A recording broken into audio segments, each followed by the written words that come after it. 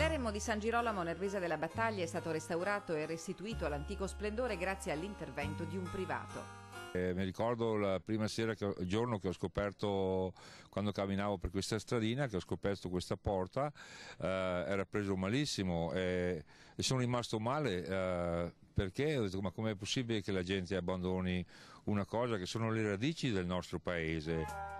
Il manufatto è stato acquistato insieme alla tenuta abbazia da Ermenegildo Giusti, emigrato negli anni 70 in Canada, dove ha fatto fortuna nel settore delle costruzioni, che ha deciso di investire risparmi nel suo territorio d'origine. Chiesto all'autorità il permesso, il recupero è stato avviato con una spesa di 100.000 euro sotto la supervisione della Soprintendenza alle Belle Arti. Abbiamo ripristinato l'aspetto, diciamo così, originale, precedente alla distruzione della Prima Guerra Mondiale.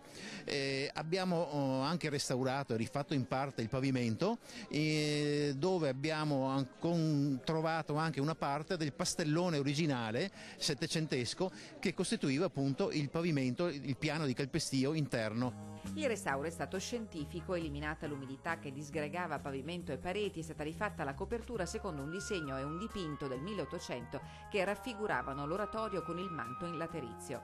I lavori sono stati inaugurati con una messa celebrata nel giorno del patrono. La ristrutturazione dell'eremo di San Girolamo conferma l'impegno per la salvaguardia del patrimonio storico e culturale di Nervesa.